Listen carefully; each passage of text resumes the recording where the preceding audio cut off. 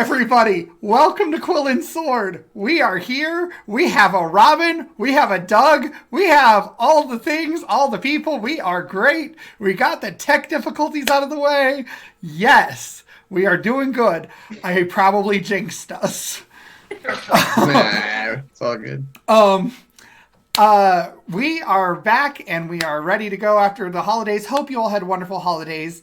And before we get into things, we love Syrinscape. We're using them tonight. That's a reminder for all of you to open it. Right.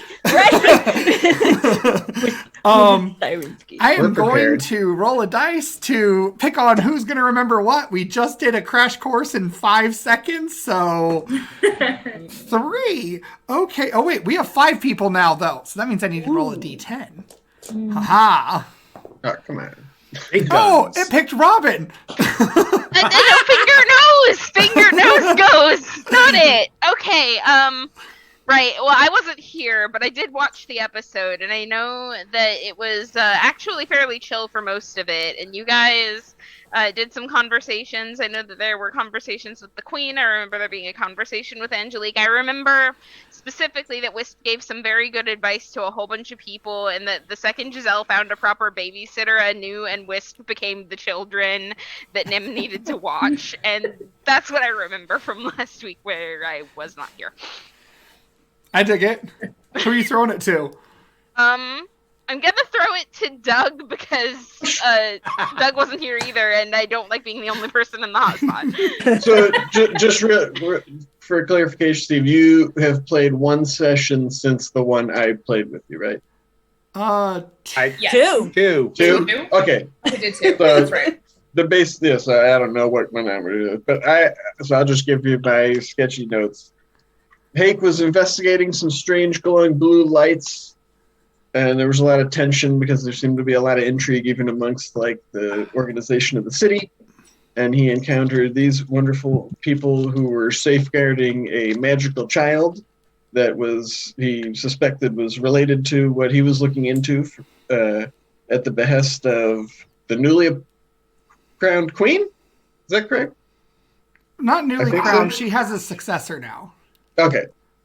And then, yes, we went to those dark elf slums. Didn't really like what we saw going on. And then the last thing I remember was that the crown guard banged on the door and said, "Open up." Okay, so throw it to who's catching you up. I'll say Senita. Oh, okay. So you have a lot to fill him in on. I don't even know what happened to my own character. It's been a hectic couple of weeks for me. Wait. So am I filling him in on the episode he missed? Honestly, Yeah. I would say you don't necessarily have to because his character wasn't there either, so we could catch him up in That's game. fair. Yeah, Yeah, that's fine. That sounds Okay. great. So what happened was we decided to take a trip. Where were we at? Where was I left off? I honestly forget. Who said what? Well, Robin pointed out that there was lots of sort of internal conversations that went on at the tavern with the Queen, with Angelique, sort of figuring out what to do with the kids for now. And that was about as far as they got. Right. Okay. And some of the conversations were about some villages on the outskirts that were being attacked by monsters.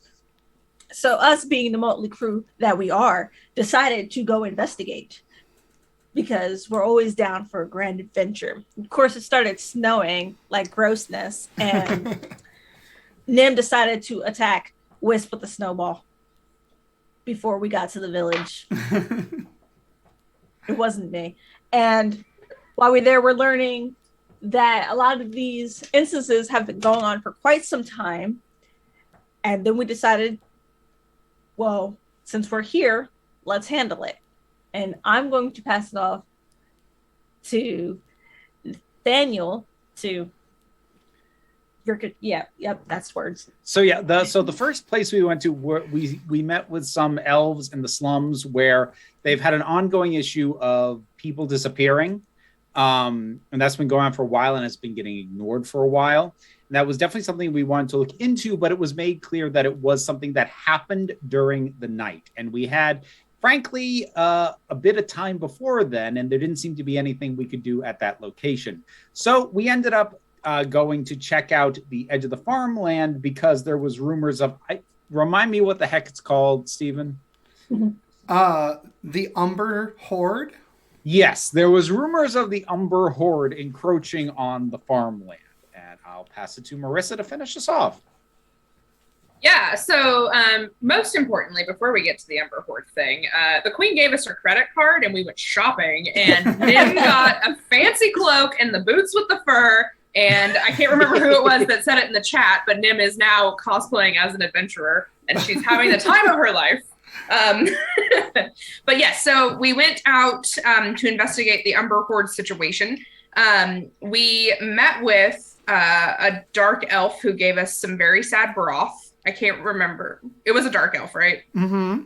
Okay, yes. And I can't remember his name. I forgot about that broth. That was, We were not very kind sitting at that poor dark elf's table. We did not enjoy the soup. But after that, we talked to the dark elf for a while, and there was a reason we needed to go out to the farmland, correct? Mm-hmm. That's where we went. Okay. Yeah. There were so many options in the last game. And also, if you give me more than one choice, I just freeze up. And that's what happens when I take standardized tests. Anyway, so so we are going out to investigate. And where we left, it was an ogre, correct? Yep. Okay, yes. So we are about to fight an ogre, but it's okay because Nim looks like an adventurer now. Yes, she does. So with that, we're going to jump into the intro for Quill and Sword.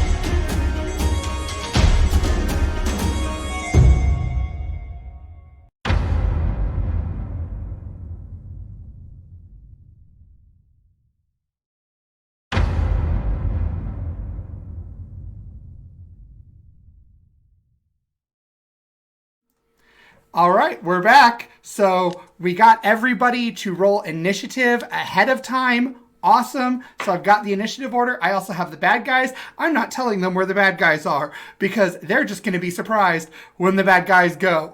So we'll get our little music going for Syrinscape. So you guys, except for Masquerade and Hake, we'll get to you in a minute.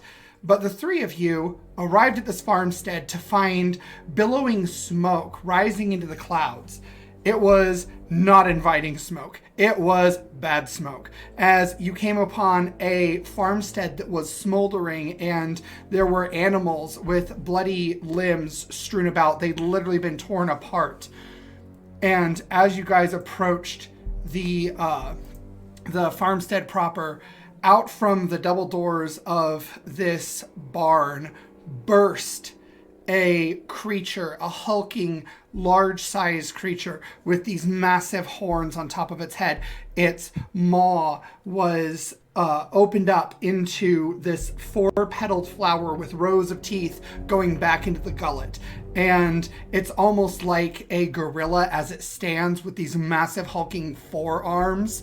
And it charges you guys. Wisp, you have a split second to react. What are you doing? Okay. Give me a second. They're charging us? Mm-hmm. It's charging you. Okay. And is it just one? It is just one right now. Just the one.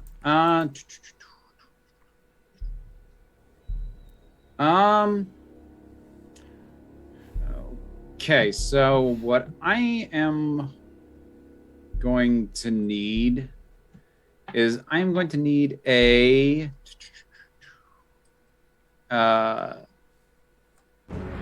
no, that's not. Sorry, hang on. Changing and trying to figure out what I'm doing.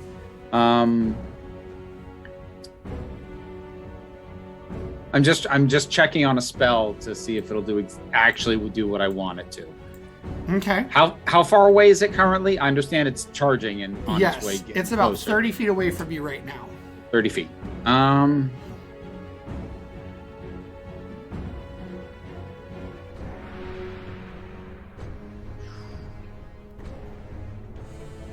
Oh, these count as undead, don't they? Yes, they are. All right, never mind. That will not work. So,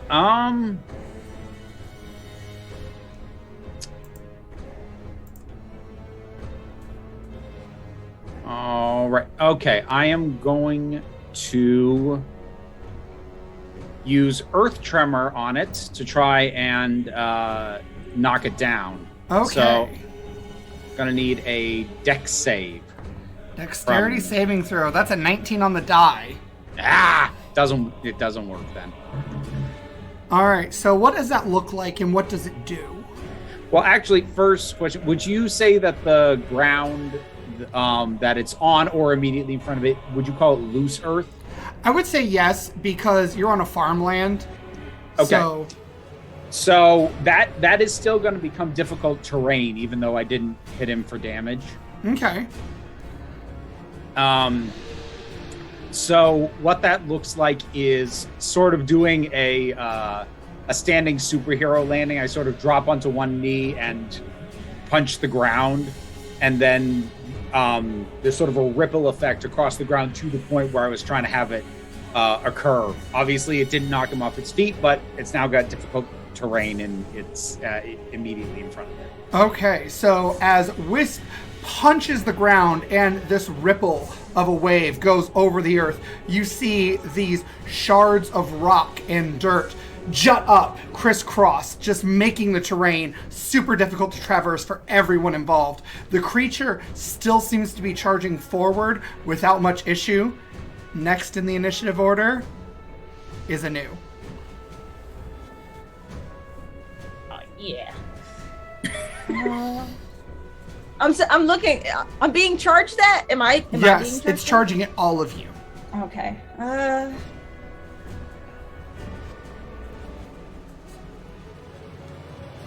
I'm trying to see. See, a lot of my things were can't find action. Arcane Trickster. Oh, hey, I have Arcane Trickster. Arcane Trickster is your subclass. Subclass. Oh, yeah. I'm trying to see if I should wait to do my Uncanny Dodge, which is a reaction. So you don't need to prepare an action to do that. You can just do that in addition to doing a thing on your turn. Okay. I also have Disguise Self, but I don't know if that's going to help. You would know, based on tells of the Umber Horde, these creatures are corrupted versions of the dead, so they really only know hunger. So they're like zombies, functionally. They're not going to care much for what you look like. If you're alive, if you're breathing, if they smell blood on you, they're going to want to eat you. Did the music stop for anybody else? Yes. Yeah. That's why I looked up so quick. I'm like, did something happen with the stream? Did I get Oh, no, it's just All right. having a little issue at the moment, Sure. I do believe. Does Check Matt- off Refresh my page, which I'll do. technical errors. I thought that it had I stopped jinxed us. intentionally I for a jinxed second. us. Comes with the territory if you're doing something If online. only it happened right when I hit somebody. That would have been so much better. Talk about some atmosphere. Does spells affect them since they're undead? Oh, there we go. Now it's come back up. All right, let's try that. It depends on the spells. In the description of some of them, it'll say does not affect undead. Because like I was going to use Phantasmal Force, but because that's an intelligence check, it doesn't do anything on undead. So it should say in the description if undead are immune to it. That's a cool spell. I always like the name of it. Phantasmal Force. All right. So wait. So how do you check to see if it works? So it depends on if it's an attack roll or a saving throw. It's an attack roll. It's a cast. I have a spell, but I want to see if it affects them. It would just say something like target creature. Mm-hmm. Although, you know, the mystery of D&D is sometimes things are It just... does. It says it's each creature affected by the spell. Okay, so that means it's an area. What are you trying to cast? I have sleep. Sleep. Okay, so that's a number of hit points. That's a weird one. So you're going to roll the number of dice that it shows, and you're going to roll that against its number of hit points. And if you roll an amount that is equal to or greater than it, it falls asleep. There's no saving throw involved. Okay, hang on. This is because it's not showing me a dice to roll. It should be, I think it's like 48 or something weird Something like that. like that. Let me look it up. 5d8. Yeah. I mean, if you hit, if you're on D&D Beyond, if you hit the cast, It'll do it should for do you? it for you. Okay. Yeah. All right. Will this affect my teammates or? If they're in the area, but nobody's in the area yet. It's within 20 feet of a point you choose. So you can just choose a point within 90 feet that is not including your party members, and it won't affect them. It's 5d8. You roll 5d8. Okay, so I'm gonna choose directly at the beast. So I am going to give you this. Undead creatures are unaffected by this spell. It says at the bottom. So since this is an undead creature, it would not be affected. Okay, then. Good looking out, Stephen. Yeah. Look at us all being like, "Ooh, I'll use the." Oh, it doesn't work on. Where's the cleric when you need one? The kind of clown GM you get from Stephen Partridge. We don't need no stinking cleric. All right, I'll just treat this like any old zombie. I'm just gonna shoot at the head. Okay, shoot in the head. Like fuck this at this point. No fuss, no fuss. All right. So why does it say? Put it to sleep a different way. Why are you saying firebolt? I just need my crossbow. That's weird. Are you under just spells? No, I went to actions and I went to attack, and it says firebolt, and then it said unarmed strike. Where'd my crossbow go? Oh, you have to equip It's it. not equipped. I do. Oh. Technology! Well, I went there. It says manage customs. It says crossbow, and it says remove the action, but it's not. Oh, I guess weapon. Hang on. What are you doing? Man, I jinxed us with the technology comment. I jinxed us.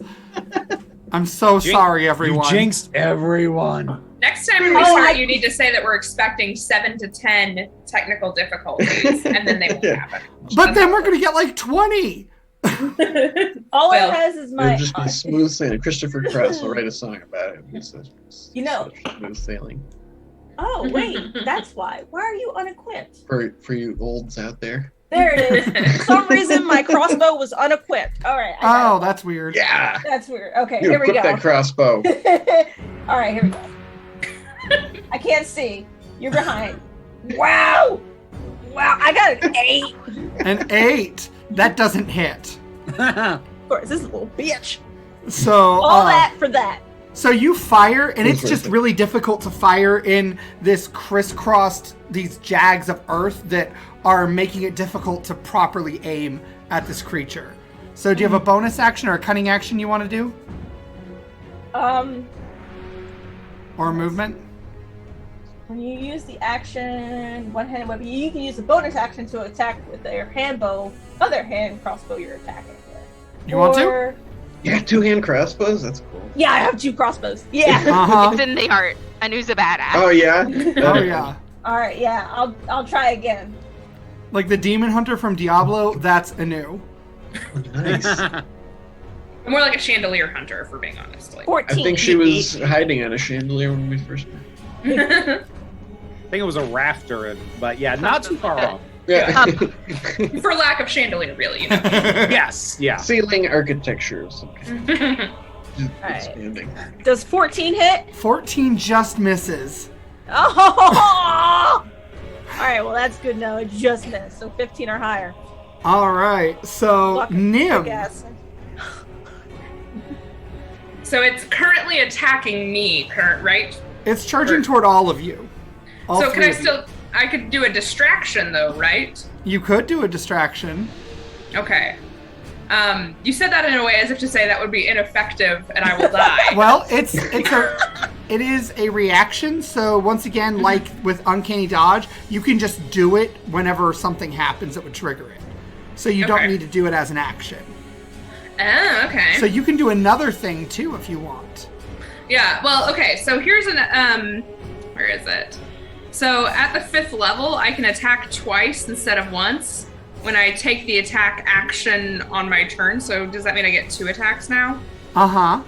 Now that I'm not using Giselle as a weapon? Yes. She's not here anymore. Okay, so Nim is feeling emboldened. She's got her cloak, she's got her boots, she pulls out the dagger and she is ready. She's very cinematic about it. She like flips the cloak back and has the dagger and she's ready to go. Okay. So yeah, that's what she's gonna do. All right. So she is going to prepare to attack it when it comes in range, right? Yeah, I guess it's still far away from me, right? Yeah, unless you want to throw the dagger, but then you've thrown the dagger. Yeah, no, we're not doing that. Okay. She doesn't have a lot going for her. Okay. All right. Next. Masquerade and Hank, because the thing rolled a 3 for initiative. Oh, so wow. the two of you have, after hearing about the collapse of the Voirais government, you had gone into, you had fought off the soldiers at the house, first off, and knocked them out. You succeeded, but your party was already escaped. You were unable to pursue, and you found out that the soldiers began raiding the slums, just throwing people into caged carts as though they were criminals, like hordes of criminals. The two of you proceeded to fight back at that injustice, and you managed to help several families escape from the city before they were raided by soldiers. Awesome. You left them in the elven slums, where you found out your other party members had just recently departed. So, following their tracks, which were not difficult in the snow, you eventually arrived at this farmstead, and just as you are cresting the hill that overlooks it, you hear the sounds of combat, a loud roar, followed by what sounds like an earthquake and jutting earth. You hear the whizzing of a crossbow bolt, and then you see the sight unfold before you. It's about 120 feet away right now. What an auspicious distance.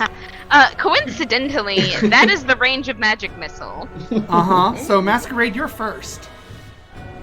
Yeah, I'm gonna cast magic missile. Okay, cast magic missile. Okay, Oh, here we go. There's the button. That's 2 damage for the first missile. Okay, 2 damage. 2 damage for the second missile. 2 damage. And 5 damage for the third missile. So 5 damage. So 9 total of 9. Okay. So the three of you who have been fighting this thing, and you're struggling right now, but Wisp has created a terrain that's advantageous for you. Gives you a little bit of cover. And all of a sudden, like these squealing fireworks, you see 3 faces of shimmering color and on the ogre. 2 of them land the chest, which seems to be pretty thick-skinned. However, the other one just gets it on the jaw. I'm going to use my full movement to get as close as I can, and I'm going to say, I can't leave you guys alone for 5 minutes. And there you see Masquerade running down the hill, and Hake is still on the top of the hill. Hake, what are you doing? Is it day or night? I didn't catch that, right? So it is mid-afternoon. Okay. So, yeah, I'm going to stand up in the hill and aim my staff down at this thing bearing down on them and move the little lever over to the red gem and cast Firebolt through it. And I rolled an 11. I rolled an 11 to hit. I don't know if that hits. No, 11 does not hit. So, yeah, maybe the sun is in his eyes or something, but yes, it goes wide. And then yeah, I'll use the red... Oh. The sun's just glaring off this stark white snow. It's hard to aim. And then I'll, not as nimbly, also use my movement to start going down the hill towards them. Okay, so Hake begins running down the hill.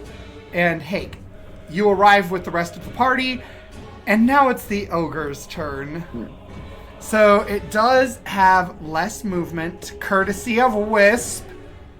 The child that likes to cause problems for me and my enemies, my lovely, beautiful monsters. I had a mild impact. Yay! It annoyed the GM. Goal! All right. So, unfortunately, because that difficult terrain makes it have to use twice its movement, the thing is going to have to dash to get to you guys. And it is going to dash right up to Wisp. So it is in melee with you, but cannot attack you this turn. Oh. And so this ogre just starts thundering over these rocks, scrambling madly, and you see it stumbling along the way until it eventually arrives in front of Wisp, and it starts to lunge for them. Wisp, it's your turn. You have an ogre lunging for you. First of all, I have to quickly respond to Masquerade. It's been a little more than 5 minutes. And then I need to do something which I should have done last time and I didn't. I want to designate Anu as my dance partner for this combat. Okay. So what that means, Senita, is that this works both ways. Whenever you cast a spell or make an attack, I can use my reaction to also cast a spell or make an attack at the same time. And vice versa, when I do that, you can also use a reaction to do the same thing. And when either of us move, the other can also choose to go with the one moving, even if it's not their turn. Mm-hmm. And it doesn't count. It doesn't count towards your movement. So that's the first thing. All right. Given how fast this thing moves, I'm not really going to be able to put enough distance. So I just need to do what I can to it now that it is in my damn face. And let's see.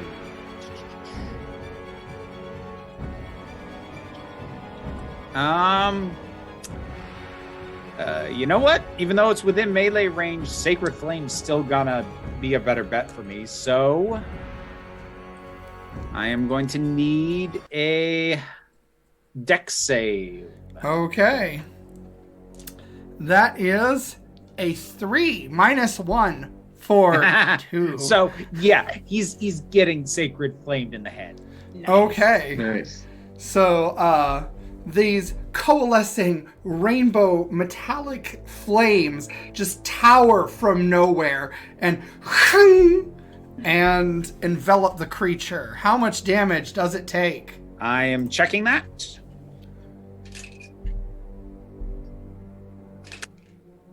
Ten radiant. 10 radiant damage. Ouch!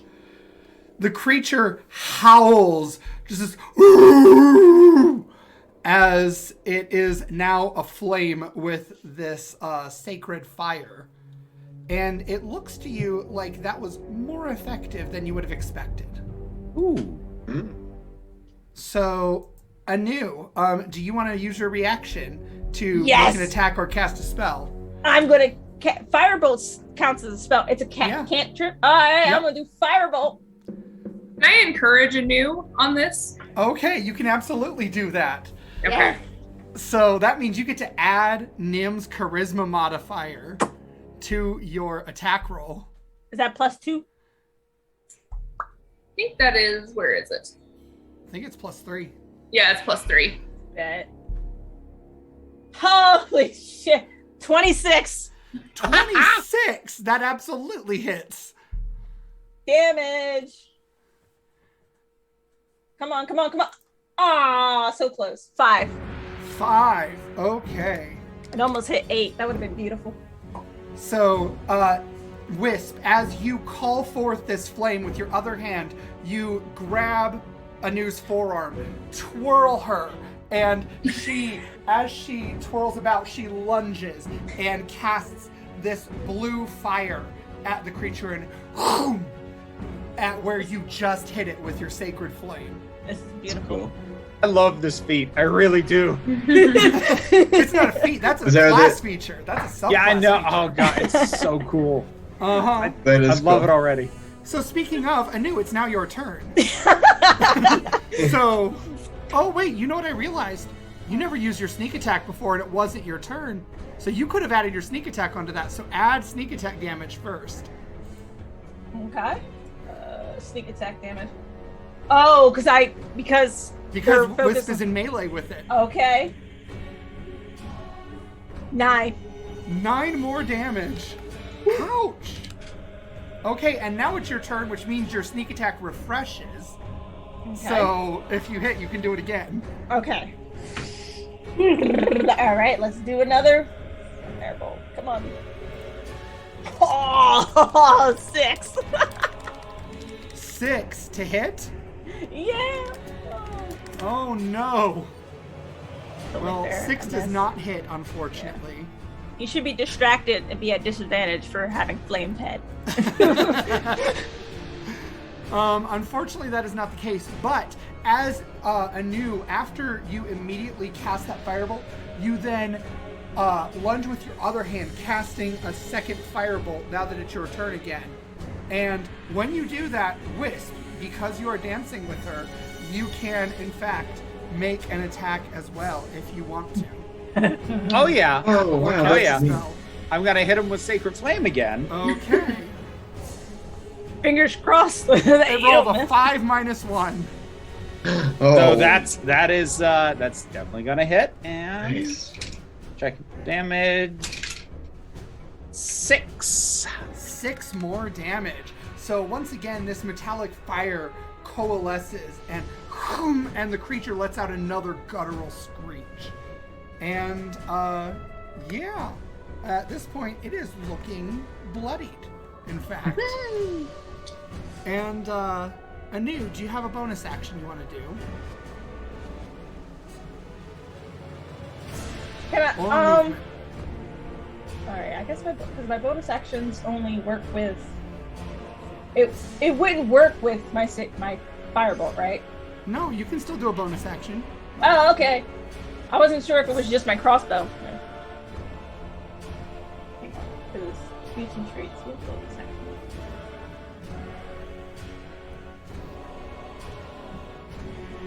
You can take the bonus action on each of your turns to take the action to speak. Okay, so I'm gonna try with firebolt again. Okay. Oh wait, firebolt. You already cast your firebolt this round. Oh, okay. right? Oh, right, yeah. So you have to do with your offhand. So that would be basically your crossbow, or one of your rogue features that is a bonus action. Oh, okay, yeah, crossbow. Yeah. Okay. Can you hit? I cannot see. You need to stop doing that. 15. 15. That exactly hits. Roll that damage. Yeah! Got you this time. 6. Right? And it's still not a sneak attack, right?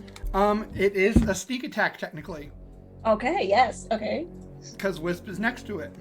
+9. 6 + 9. Okay. It has 1 health left. So, and it is Nim's turn. Nim, what are you doing? Is it close enough for me to attack now? Mm-hmm. It's absolutely... it's like...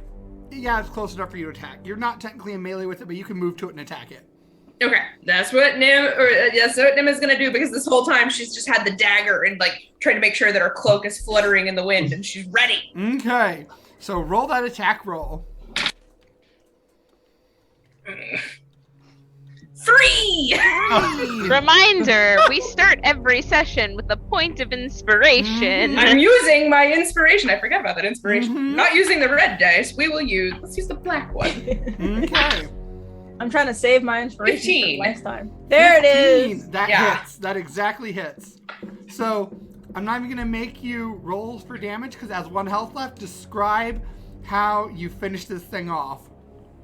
So Nim gets real theatrical about it. So she's got the dagger in her hand, and then as it approaches, she like shifts her position and then just stabs. Kind of trips a smidgen as she's going forward because she's never really attacked this confidently before, but she gets it right in kind of like the neck region. Mm-hmm. Okay.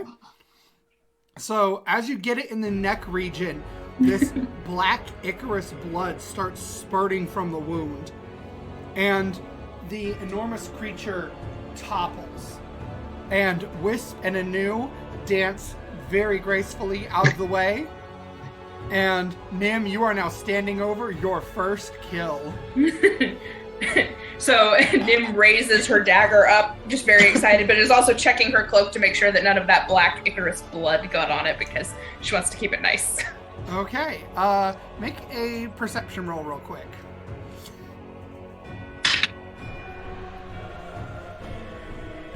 15? 15. No blood got on your cloak. Mask is gonna start a slow clap. Oh. Well, it's great to see you guys. Thank you for coming back. But as you can see, I had it under control. Wisp and Anu did help. You certainly did. Where's Giselle? We found a babysitter. Oh, that's good. But Giselle was the babysitter. No, Angelique's the babysitter. Oh dear. It's a whole thing. She's really looking forward to seeing you again, but where were you? It's a long story. Where were you? We were at the castle before it went boom. Oh, I had noticed that had happened. I was a little bit concerned about that as well, but I'm glad to see that you know that Angelique is okay. I didn't figure, which means that you guys were okay. And like you can sort of like see the numbers appearing around Mask's head while they're doing like the mental math. We were mostly in the slums helping people get out of the slums while the guards were running amok. That seems to have been a thing. So, are we gonna take what just happened here as confirmation that the Umber Horde is definitely like an issue that we're dealing with now? I should say that's probably a safe guess. I'm gonna like nudge the dead thing with my toe. Okay. You see that even as you nudge it, the blood that's pouring from that wound that Nim created is dripping onto the grass that's underneath the new fallen snow. It's actually burning through the snow, and the grass underneath starts wilting, but as it wilts, it grows these spines like thistles and becomes almost purple gray in hue. That is certainly not good. I don't know if this would work, Stephen, but seeing that, I'm gonna crouch down and look at that and reach into one of his pouches and use his detective kit to cast Purify Food and Drink. I'll just like sprinkle this powder over it because I don't know if that would work, but I want to try. Okay. Because it doesn't seem natural. Make an Arcana roll since you're trying to use something in a non-traditional way. Okay. Ooh, nat 20 plus 4, 24. Okay, so as you sprinkle the powder, you realize the powder and your casting has caused the grass underneath to revert, and then it dies. Okay, but it's not like... So the thistles sort of close back up into the leaves, and for like maybe 1 second, 1.5 seconds, it looks like regular grass again, and then it wilts and dies. Okay. I believe what we have learned from this is not to let any of that get on us. Yeah. But if treated quick enough, it looks like it's not a one-way ticket, so to speak. No, but it certainly would be a one-way ticket to the grave. Mm-hmm. Well, given some of the stuff we've been dealing with lately, I'm not sure that is a one-way ticket anymore. What has brought you out to this farm here? Whose property is this? Or do I know? I don't know if my character would know. We had some terrible soup, and then we wound up here. Is the thing. Well, the soup was like we don't know who owns the farmland. We didn't get far enough as introductions before that showed up. Oh. I'm gonna like kind of like just scan the immediate area. Like, is there any other ones? Is there anything stirring nearby? So you do hear doors opening and closing inside the broken and smoldering house, and you hear something thunk and thud. It appears when that's alone here. Yay! Let's go investigate. Indeed. All right, so who's going up to the door first? I want to go, but I want to go sneaky like, despite the fact that they probably saw me. Roll stealth.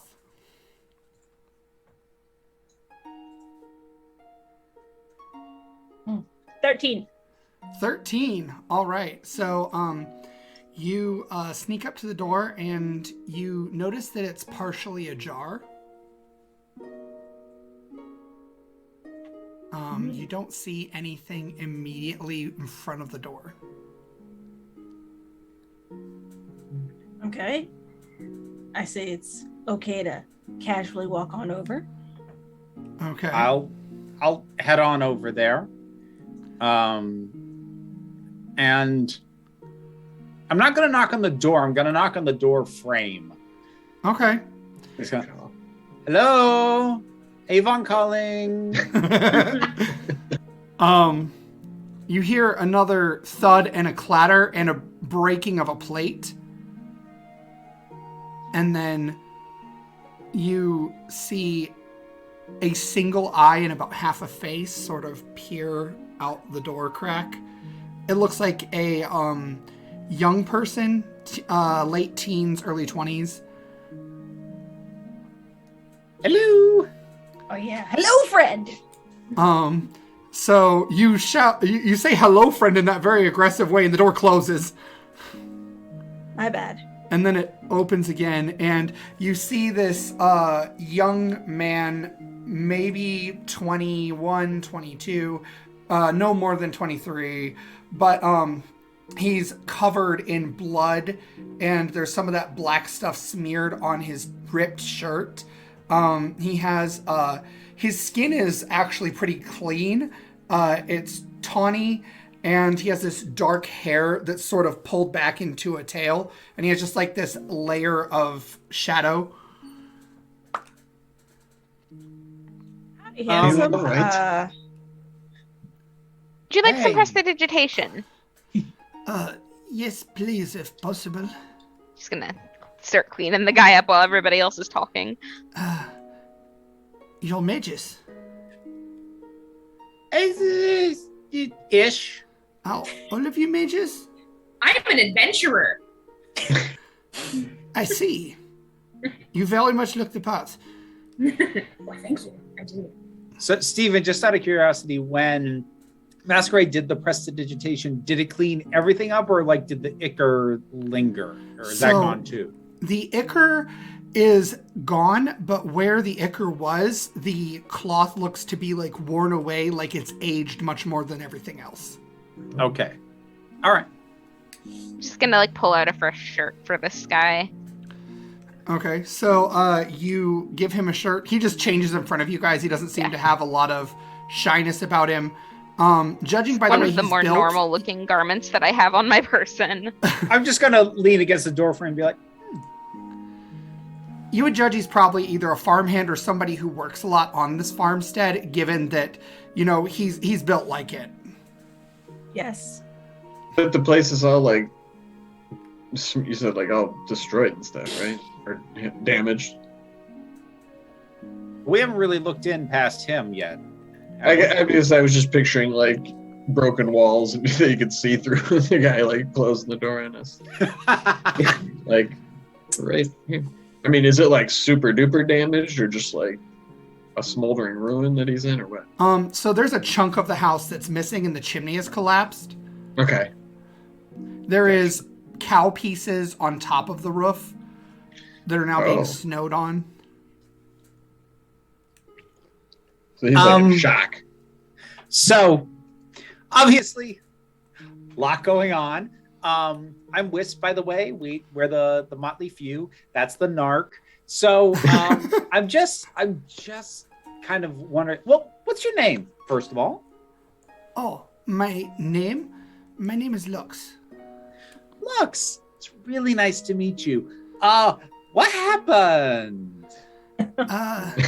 Well, I was asleep. I was up late into the early morning finishing the chores, and I went to sleep, and I woke to screaming, and then all of a sudden there was a sting in my room, and it tried to eat my face, and so I beat it to death with a chair. Where is it now? In the room still, I think. Do you mind if I go look? Please.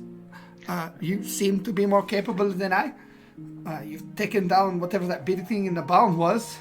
Well, also not 100% sure that you're right about that. I applaud your chair combat capabilities. Very impressive. And you can thank Nim, our ogre slayer, for taking that one down. You're welcome. And then she goes over to him and puts her arm around him. Now, are you here alone? Do you have anybody else in the house with you? What's going on? You know, you seem a little frazzled. Do you have a brother, sister, mom, dad, uncle, aunt, any relations, close friend, found family, perhaps? Well, that's a lot of people. I was supposed to tend the farm while the farmer and his wife were away. They were going to the city to sell some cows. Magic cows?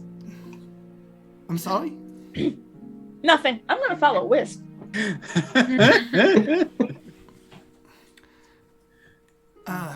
At any rate, please come with me. And he starts to round this corner. He's like, oh, be careful of the beam. And you see there's like this fallen beam that's collapsed. And there are scratch marks all over it. You notice there are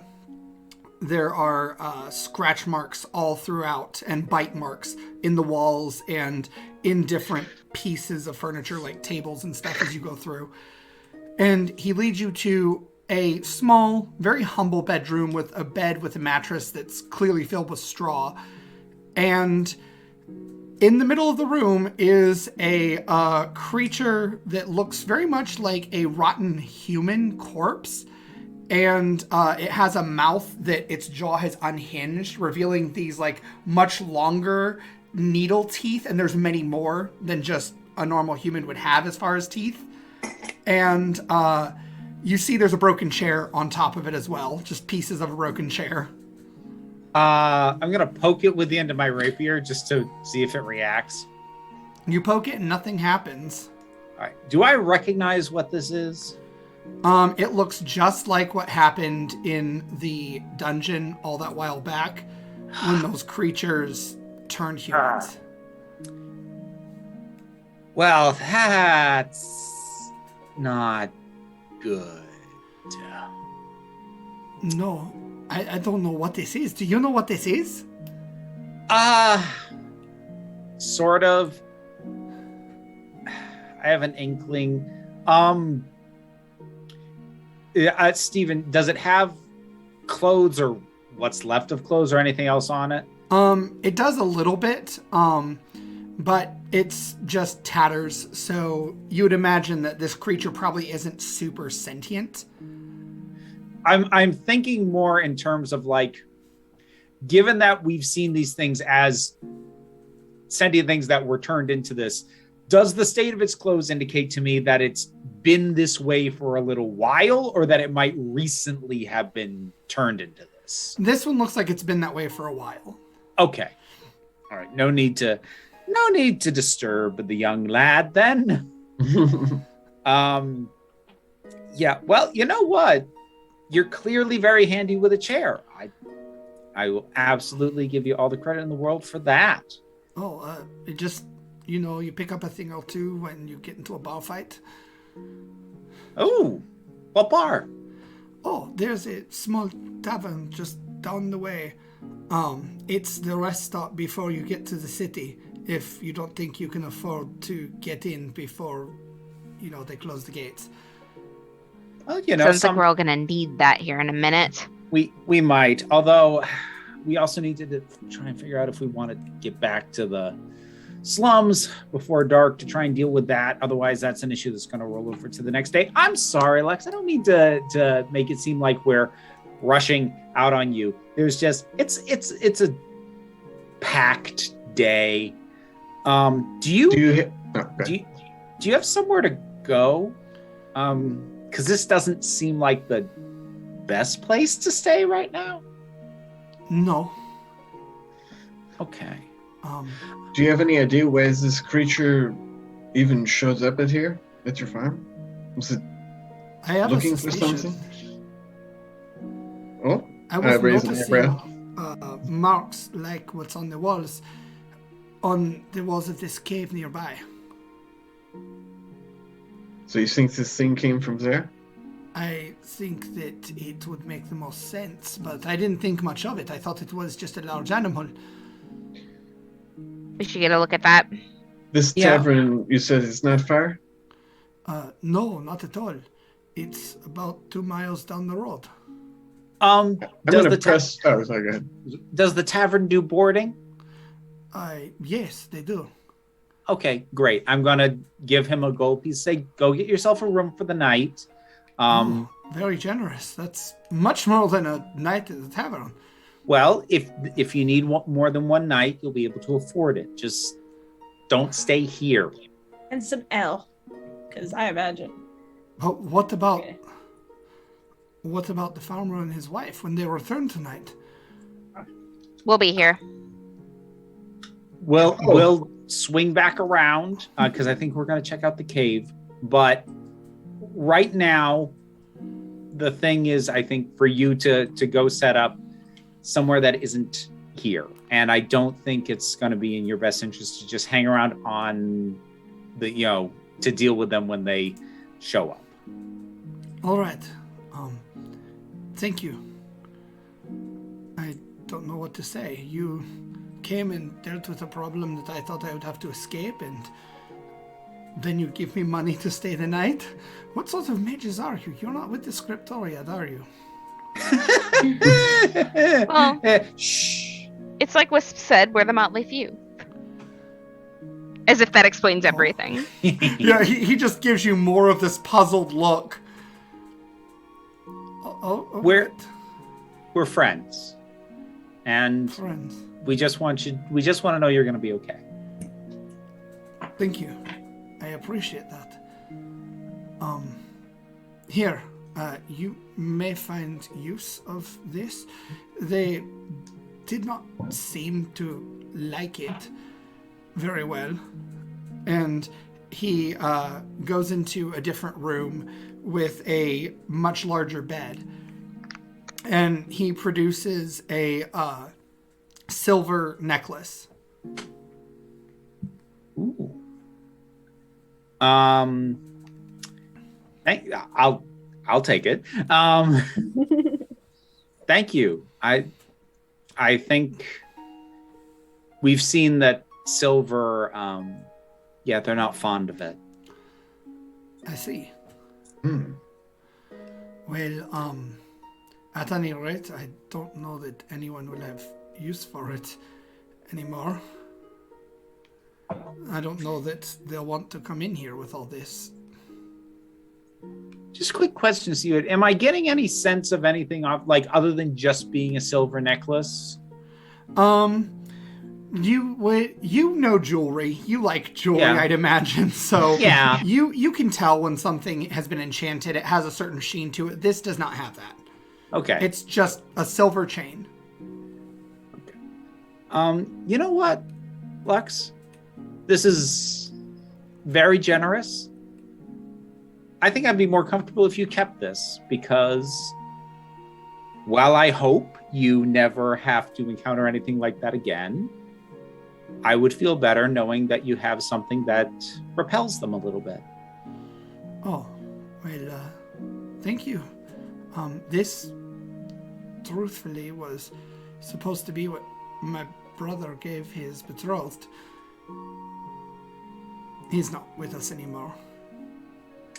Well, I think he would rather have you have it than me. All right. Well, thank you again for everything all of you have done. And he looks at all of you. Even you. And he looks to Anu specifically when he says that. I did not think your people liked humans much. I did not expect any of you would ever stick up for us. Pay it forward. Right. At any rate, goodbye. And he walks out the door. And I am going to call to him on his way out. Lux, which direction for the cave? To the south. Southeast. Thank you. That man's lucky to be alive. Not sure how much luck had to do with it. He's definitely got some brawling skills. Indeed, I wouldn't want to throw that with him. I would. I'm going to take a moment and ritually cast Magic Mouth on the door. Oh. So that when the people come, when the owners come within 30 feet, it will give them the message that Lux was, their farm was attacked. Lux is okay, and he's at that tavern. Okay. How does that look? Is it like a proper, like, moving mouth, like a humanoid mouth? Yeah, it's Magic Mouth, man. I've almost barely ever got to experience that in the game, so I'm going with the classic, like, it's just a human looking. Like, you remember, on Conan O'Brien when they'd have, like, people's heads and, like, there was just a mouth talk. It's like that. Like, okay. Okay, so but it's a very official sounding message as well. You guys see this mouth that appears and grows out of the wood, and it just starts repeating the message as each of you pass. Yeah, as I'm checking it out. But it will only trigger if the owners come home, because I don't want people to, okay. find, I guess somebody's unscrupulous comes by. Okay. Where that guy is. You know that the mouth looks like it could be a knot in the door if it doesn't open. So it's easy to miss. Okay. Okay. So I guess we should try and check out this cave. And then hopefully, if that's not too much of a detour, we can get back to the slums just before dark. We'll definitely need to. Unless we want to encounter more of these fellas. Yeah. So it never stops, does it? It doesn't. Not since I met you all. Not to complain or anything. I'm enjoying my life. I am a very skilled fighter now, as you have seen. Oh, yes. I'm just saying that my life was a lot safer prior to the Queen's birthday situation. Now you have a body count that people won't shame you for. Well, on the bright side, you've got plenty of coin for the orphans. This is very true. All right.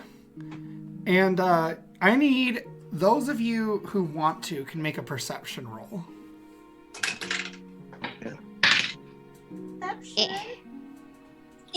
What is my perception score? 12. 10. 10. 17. Really crappy. But 16 total because I rolled well. Okay. So, Masquerade, you hear crunching and squishing as you pass by the barn. Like there's something coming from within the barn still. Did I hear that also? Beeline. If you got a 15 or better. Oh, yeah, I got a 17. Yep. Just going in that direction. Like, head cocked, spells jangling a little bit. Maybe we look at each other for a second. And then Yes. Yeah.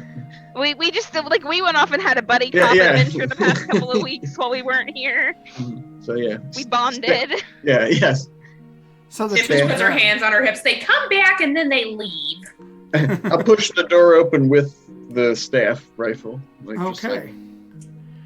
You see a cow that has a large hump with almost like razorback hair that is bristles like a porcupine, and it's got like this sickly gray-green tinge to the fur and skin, and it's eating another cow corpse. Even the animals are corrupted by the Umber Horde. I'm gonna just fire a firebolt at it. Okay. It's abomination. Make an attack roll.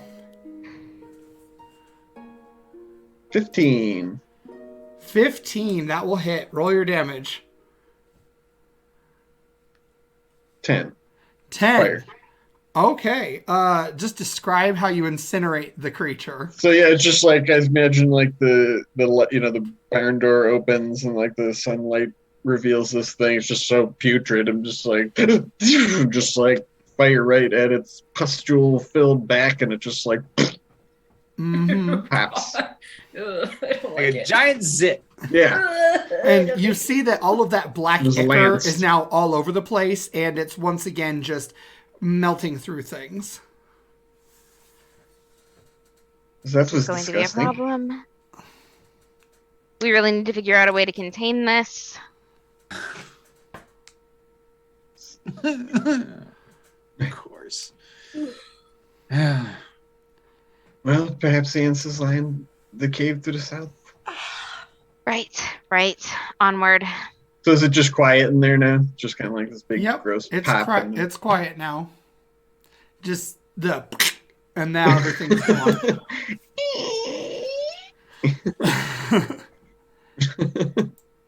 And you guys can resume with the rest of the group pretty easily. Gross.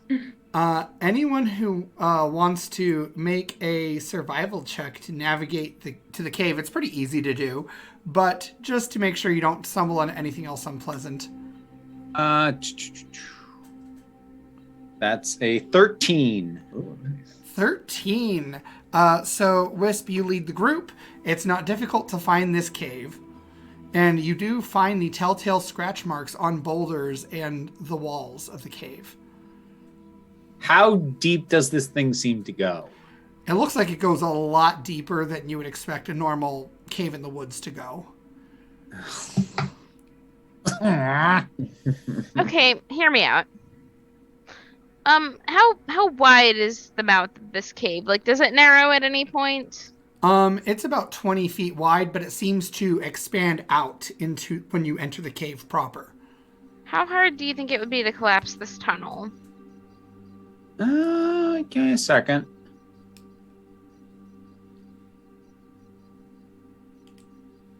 You can make an investigation check to figure that out.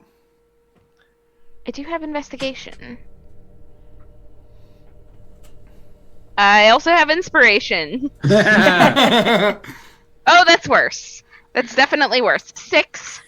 6. Okay. So, it's a hard tell. It's really hard to tell. Yeah, Mask is in utter himbo mode, just like looking around with this very clueless body language. Okay. Anyone who casts spells can also make a perception check for something else. Like if we have the ability to cast spells, we. Oh, okay. All right. I got an 11. 18 for that one. Nim has a ring for magic. Oh. So Is my ring doing anything? I'll tell you in a second because you just auto get this. Yeah, I only got 11. 11. Anybody get better than 11? I got a 12. 12. Okay. I got an 18 for this roll. Okay, so Masquerade and Anu and Nim. You've noticed Nim's ring glowing, and as you enter the cave and walk through it, it gets brighter and brighter. You see flecks of just sparkling, faintly glowing blue grains of sand as you go further in. And with maybe another 10 feet just off in the distance, you see that the blue mingles with yellow. Just yellow glowing flecks of sand.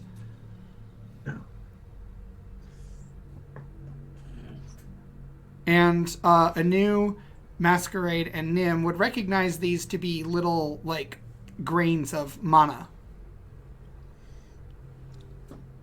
Mana. Don't like that. Oh, that's bad.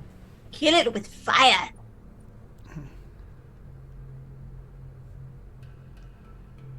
Here's we have a situation. Oh. What does this mean? Well, So, like, there was a whole thing back at the X Palace that was corrupted mana that was kind of like, it was a massive component of everything that was going very, very, very, very wrong. And it was yellow, and God damn it. Steven, I'm getting confused because I played in your other game. Would I have any, or like, does the yellow color mean anything? Hake characters? probably wouldn't know that. Okay, gotcha. Stephen, what was the narrowest part of the cave entrance? Was it the 20 feet, or was there any part of it that was any narrower? It was the 20 feet, but as you enter further in the cave and you round a corner, you see there is a spot that narrows to about 10. Okay. So I could collapse just that section if we just want to seal this off for now and stick it in a deal with later pile. my 2 cents would be to get in here, check it out, and then seal it up on the way out. And Wisp, who's furthest in, I guess? I should ask that. I'll volunteer. Okay, so Mask, you get a perception check. Oh dear. I keep rolling well, but I'm actually not good at this. 6. 6. Okay. Don't like that. That's like the worst. Roll perception. 6. Oh, all right. Yep, but since I don't know and Mask is not aware that perception check was even made, I continue forward as if nothing is happening. Okay. All right. Do I hear anything? Because I feel like I should be able to hear a little Make bit. a check. All right, what am I doing? Perception, right? Uh-huh. Steven, Hake is very meticulous, and I think 21. Ooh. 21. Hake is very meticulous for what? I'm sorry, I interrupted there. Do you want a perception check as well? Me? Yes.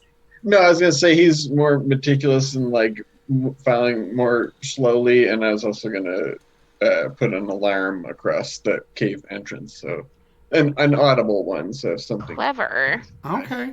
it would make a sound of a handbell. So as you're doing that, and Anu, you are not surprised, nor is Masquerade, because you rolled well, as this creature that looks like a human corpse with these elongated fingers and long claws starts scrambling and jumps from this hole in the floor and jumps out at Masquerade, and I'm not even kidding you. Oh, see no. the Of course. symbol? Of course, yes. So All right, hit me. Let's go. Okay. So Bring it on. that Sit up is for this. 13 piercing damage. Yep. And you need to make a Constitution saving throw. Of course I do. Of course I do.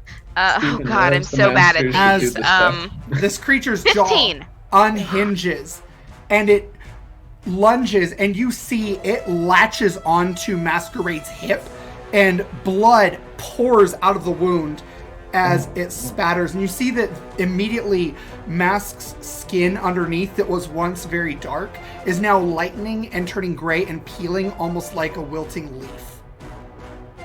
Okay. And Masquerade, you feel immediately ill, but you don't feel hungry.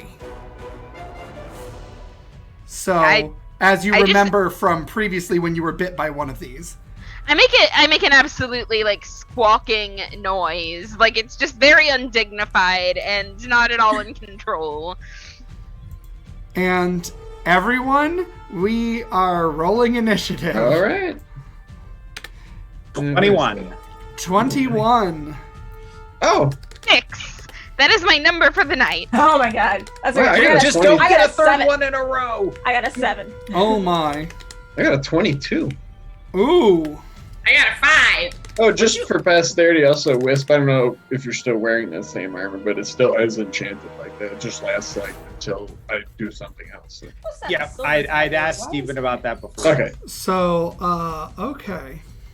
Man, my monsters cannot roll worth crap. But before we get Unless they're into attacking me. the proper... Yeah, then they get... You're right. Before we get into the proper initiative, both Anu and Masquerade get an action. Ooh, okay. So, Masquerade, you were the one attacked. You go first. What are you doing? I am...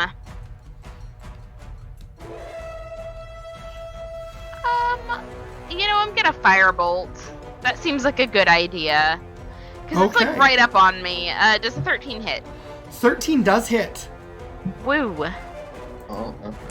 That's gonna be 9 fire damage, Alex. 9 fire damage. Okay, it takes 9 fire damage.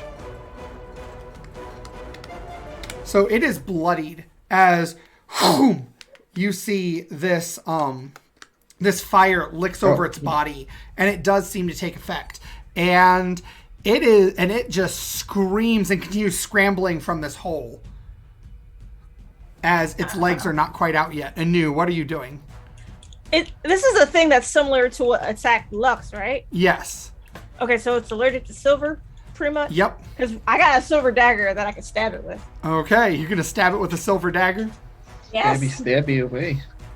Yeah, okay. 15. 15. That will hit. Roll your Yes. damage. Oh, do I get sneak attack? Yes, you do, because Masquerade is in 5 feet of it. Yes! Okay, so what I'm gonna do is I'm gonna be fanciful with this, and I'm gonna go and propel myself off the wall and go straight down. Okay. Because let's see. Oh, goddamn. Alright, so that's 12 plus 3. Okay. 15. So, first off, describe how you kill this thing. Alright, so that's what I said. I dash towards the wall, bounce off the wall, and just go straight down into its head. And you feel Tear. so good about that. And then something catches in your mind. Oh, frick. You felt a crunch under your foot as you pushed off the wall, and you turn to see 4 more of these things are literally latched onto the wall, and there's 2 up on the ceiling. Oh my gosh. Mother hell. This is too many. No, thank you. We need to go. So, yeah, you guys see that there are now 6 more of these. Oh, Yeah, we boy. definitely need to seal this tunnel off. So, now, Wisp, you are at the top of the initiative order. What are you doing? Okay. So I'm assuming nobody's had a chance to do any kind of retreat. So the party is not on the other side of the, 10-foot narrow part of the cave? Correct. Okay. So I'm going to if I'm not already on the other side of that bit, I am gonna backpedal. Okay. Just to get on the other side of that, and I'm gonna Sacred Flame whatever is closest to anybody. Okay. So that would probably be the one on the wall right near Mask. All right, Sacred Flame it. Oh, natural 20. Son of a bitch! Oh, man. Hey, my monsters roll well in combat. They just can't roll initiative worth crap. Cheat! I would like you to switch that around, please. Yeah! I don't care if you go first when you miss. Hake, you're up. You said there's 6 of these things? There are 6. And they all, like, kind of crawled out of that crevice that Risk was... No, they were already sitting on the walls and on the ceiling. The one crawled out of the crevice, bit Mask, and was quickly dispatched by Anu. Then I And turn the Mask. lever on that thing to a violet colored gem and just like sort of like point my staff all around and light them all up with fairy fire. Okay. So, Do you want me to make individual saves, or do you want me to make one group save? I think one's fine. It's easier for you. Okay. It's the 15. Well, that worked in your favor because they rolled a 2 on the die. So all of them I'm are sort of illuminated. just gonna like kind of backpedal a little bit, so I'm further back, but just light them all up. And is there any kind of cover, or is anybody like out in the open or anything? There are places to find cover. Everyone is right now kind of out in the open. Okay. Then yeah, I'll just sort of like backpedal and just try to be defensive, but that's it. Okay. I just want to take a moment to acknowledge that I love this music. It is very Star Trek: The Original Series. So it's some free domain music that I used for this soundtrack. I can't remember who did it, but it's on Syrinscape. I feel like I should be grappling with a Gorn right now. I'm just like, Somebody make a cannon out of diamonds. Yo, with the Klingons. Yes, it is very good music. Props to whoever makes free domain music, by the way, because we TTRPGers, especially streamers, love that nonsense. It's amazing. So, Anu, you're up. Okay. You already dispatched one pretty handily because, you're the rogue. I'm gonna grab Mask and haul ass. Okay. So you can absolutely do that. I will make you make an athletics roll to see if your speed is halved for taking someone who's the same size as you. Okay. Athletic. Come on, baby. 18!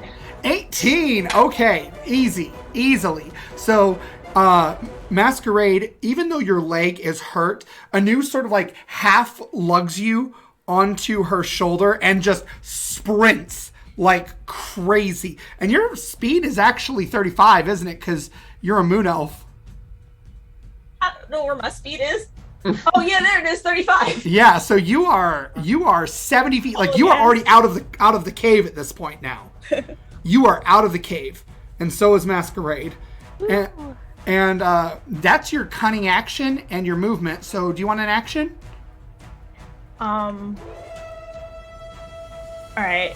Because since Mass is out of the cave, I'm gonna go back into the cave to make sure everyone else also gets out if they need help. Okay. All right, so you can absolutely do that. How close do you want to be to that point? I'm gonna be right where Wisp is. Okay, so you are right next to Wisp. And Masquerade, it's your turn.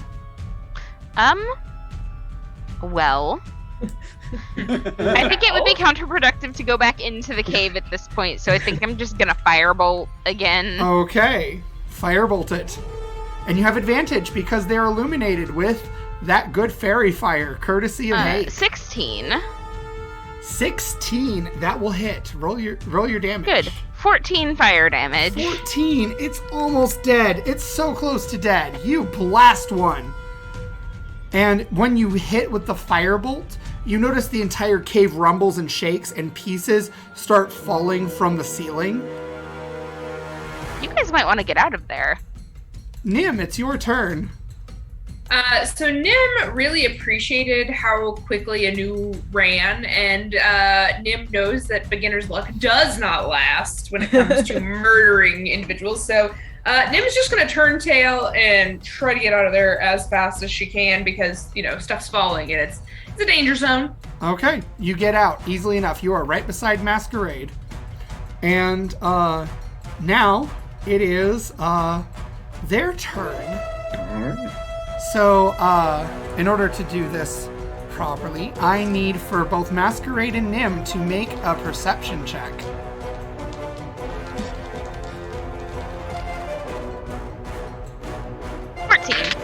$14.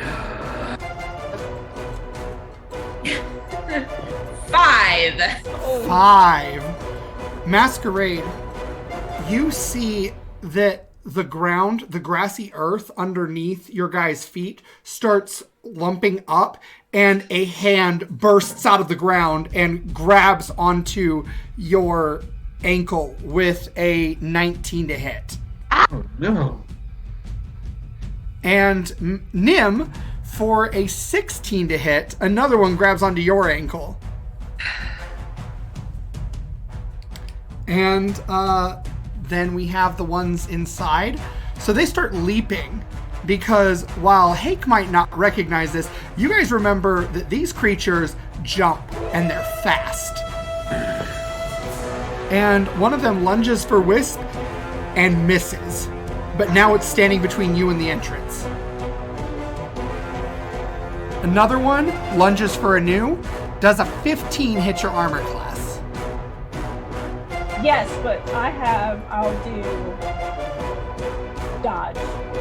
Uncanny dodge. Oh, does that mean I have disadvantage? Oh no, you take half damage. Half damage.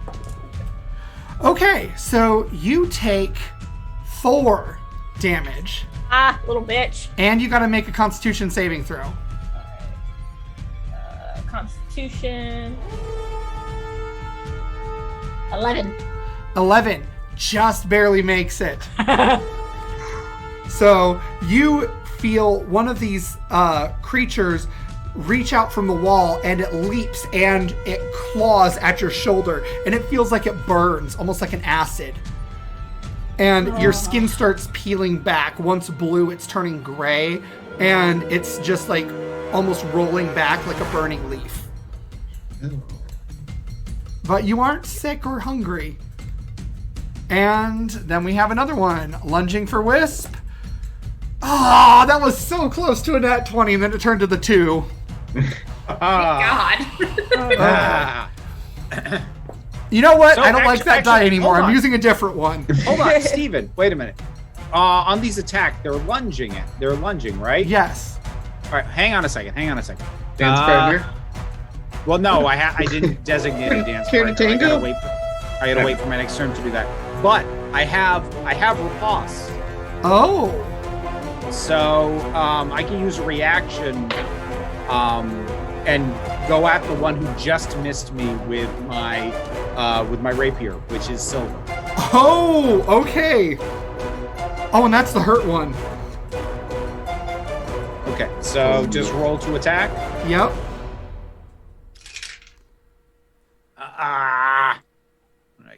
11. 11.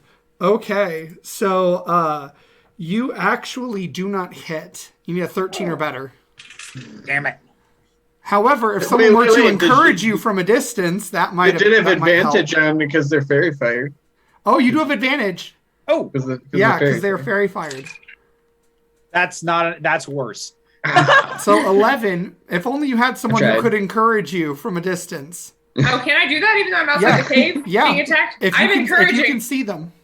Okay. Wisp, you can do it! Encourage! And that adds 3, which is what you need to hit. There we go. So roll that damage. Okay, so rolling damage on that. All right. 7. 7. Okay, describe how you murderize this thing. So when it missed me, it's kind of going past me, and as it's going by, I do a little turn and stick it right in the back of the head, And Nice. Okay. to the point that the front of the tip of the rapier actually comes out its forehead before I pull it back through. Ooh, okay. That's gross. I like it. And I imagine it's just real fluid too, just like. The creature falls and it is dead. It is re-dead. Re-dead. Re-deads. Yes, re-dead. So now I'm going to try to hit somebody again. My dice hate me, and I feel like I already rolled this one. But you know what? It's a re-roll then, because... All right. That is a 13 versus a new. I'm guessing that doesn't hit. No, it does. I have a 12 armor class. Of course you have a 12 armor class. Okay. Wait, you have a 12 armor class? Yeah. Have you equipped your leather armor? That doesn't sound right. Because you should have studded leather armor. Oh. It's 13. Okay. I was going to say, I think that sounds wrong. Oh, because I have leather armor and then I have studded leather. Okay. Yeah, you probably want to wear studded leather. Okay, so 14. 14. Okay, that does not hit you then. Okay. So, okay. Well, man, I am just struggling. And now our music is not wanting to work, so, man, everything... Please continue to struggle, Stephen. I enjoy this part. You like it when I struggle. Oh, my. Yeah. Okay, I've got one more. There is a cinnamon roll and she can't handle it, okay? You shouldn't have taunted me, because that is a 16 to hit versus a new. How many people are attacking me? 3. Eat a dick. I'm still going to do cut and dodge. Can I do that more than once? Yes, you could. No, you used your reaction. You only get one of those. Even for all of them? Yep. Lame. So. We need to go. And I rolled a 10. So that is a total of 13 damage. Like, I am always that player that's gonna be like, I know the odds are stacked against us, but let's do it anyway because we'll probably pull something out of our butts. No, we need to go. Right. These things go down pretty easily. And make a so many Constitution of save them. anew. Only like 4 left now. Action economy is murder and they're crawling out of the ground. I got a nat 20. Whoa! Okay. What? Wow. Oh darn! I don't get to corrupt the elf. That's sad because y'all don't know what elves turn into. Please, please make me admit that I was wrong about this, but Okay. Right, you got it. I know what So the best. that is ones their turn round. into. Wisp, you're up. Okay. You have So- one between you and the door now. I know there's one between me and the door, but like, are any of them like still on the other side of the narrow bit, or are they all like in the? Are they all past that at this point? They're all past that. Okay, so forget that altogether. I am going to. Well, first of all, I'm gonna do a couple of things. So I'm designating Anu as my dance partner again. Okay. I am going to Sacred Flame, the one that is between us and the exit. Okay. Why does it betray me now? Yes. Yeah, that doesn't make it. It was a natural 2 on the die, so there's no way. Awesome. So, let me get that. That's not the one I want. That's the one I want. At least the music's working again. I noticed the music stops working when I'm doing well. I think So that's 10 Hell. radiant damage. 10 radiant. Okay, describe how you kill it. I am gonna have the Sacred Flame actually appear at the shortest possible distance above its head that I can manage to do, so it almost looks like its head just erupts and it's not even pouring on it. Just Okay. So, and there's now black ichor everywhere, but it is dead. And you see that anywhere the black ichor landed on the blue sand pieces, they turn yellow. Of course they do. And as a hang on, let me check something.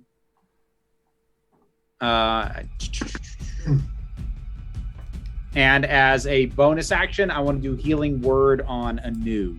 Okay. And Anu, because you're the dance partner, you can use your reaction to... oh, no, you've already used your reaction. Because you did Uncanny Dodge. So you can't do the special thing. Oh, dang it. But that is 5 points of healing. 5 healing. All right, Hake, you're up. So let's see. Wisp was in here. Do you killed the one that was between you and the door or the exit? Yes. Okay. Yeah, that one's dead. Yeah, Masquerade's outside. Nim and Anu are also all in here. I'm outside. Mask and outside. Nim are outside. And there's like 4 of them. You need to go outside. Yes, We're there are 4 leaving. left. Yes, I will. If there's a clear thing to do, I'll go to the entrance and then I will hold my action to cover Anu and Wisp's escape too. So if something like runs after them or whatever, I will firebolt them. Okay, as you run outside, you see that Masquerade and Nim both have hands jutting up from under the ground, grabbing their legs. Then I'll amend that plan and firebolt the hand that's nearest me when I exit the cave. Okay, so I'm about to turn around. because Masquerade is faster, I'm going to let you choose, Robin. Would Masquerade have stood between Nim and the door or further back? Mask would definitely have stood between them and the door, thinking erroneously that things were going to be coming out of the cave. Okay, so You fool! that means Masquerade is closer, so make your attack roll. 14 was the That attack. hits. Alright, and it's 11 fire damage. 11 fire damage. Okay. The creature is hurting, but it is not dead. So I'm just sort of like trying to keep an eye on, Wisp and Anu in the cave, but also this situation here. And that's it. And you see this fire come out of the staff, and it ignites the hand that is now grabbing the Masquerade. But it's still holding on, but its grip is weakened. Okay. And is that all you're doing? Do you have a bonus? Do I? Oh, you know what? You know what? I do have a cool one, and I'll use that. I have my Boots of the Winding Way. So I'll amend that. I'll shoot the thing, and then I look back and see that they're still. So I'm going to bonus action teleport 15 feet to a space that I was in this turn, which is just a little more back in the cave to keep an eye on them. Okay. Cool. Anu, you're up next. What are you doing? I'm heading towards the exit. Okay, you head towards the exit, and you have a dance partner, which means, Wisp, if you want to, you can also move toward the exit. Yes, please. And now, Anu, you're going to get an attack of opportunity on you. 2 of them, actually. But Wisp, because your movement is forced movement, technically, you don't provoke attacks of opportunity. Okay. Oh, that's cool. So, that is a 2 on the die. Again, man, this die likes 2s. That is an 18 on the die for 23. Does that hit Anu? 23 does hit. I only have 14. Okay, 7 piercing damage. Make a con save. Oh my god. Yeah. 15. 15. So this creature lunges at you and its jaw unhinges and the teeth just scrape your leg a little bit as it scrambles after you like a frantic mad dog. But you manage to, once again, just shirk off this illness that it seems to be contaminated with. And you and Wisp together make it out of the cave. Everyone is now out of the cave. Masquerade and Nim are being held by hands. And, Anu, do you have a bonus you want to do? Yeah, I'm gonna crossbow the hand that's on Mask. Okay, make an attack roll. 13? 13 is exactly what you need to hit. Dead. Oh, do I also get sneak attack bonus? You do, but there's no way you cannot kill this thing, so just Oh. describe how you decimate the hand and the creature attached to it. I'm literally just kind of like dragging Wisp and I just... And it is dead. Okay. Pinned to the ground. So that puts us at Masquerade. Masquerade, you're free. Nim is still held by an arm, and the creatures are coming toward the cave entrance. And you guys. Gonna firebolt the one that's holding Nim. Okay, make an attack roll. Let's go. Ugh. 7. Well, you do have advantage because it's underground, so it can't really move or dodge. Oh. 8. Somehow, Avocado. you managed to Thanks. miss. You're trying really hard to not scorch Nim because it's grabbing her leg and there's not a lot of space. So in the process of trying to not scorch Nim, you on the spot right next to her leg. And do you have anything else you want to do? Someone needs to close the gate. Okay, let me see. I am sure that I've got a bonus action here somewhere. I can do that. Or try. Click the button that says bonus actions. Remove grasping hand. Is Right? If only. No, nothing that would be useful in this situation, unfortunately. Okay. So, Nim, that means it's your turn. You're the only one currently grappled. All right, so Nim wants to do an attack with her dagger, but the whole time she's screaming, "Don't touch my boots! Don't touch my boots! These are new! How dare you!" that is. She got a 10, which doesn't hit, I don't think. 10 does actually hit these because they're stuck in the ground. Okay, so where's my D4? Where are you at? Oh, there. 1d4 plus. What is the plus 2p? What is that? Hang on. Steven, when I do my attack, the 2p, what does that mean? 2 piercing. Oh, okay. So we've got a 5. 5. Okay. So you just stab this hand and it goes through, drives through the hand to the ground, and it lets go of you. Okay, sweet. So you are free. Do you want to use your movement?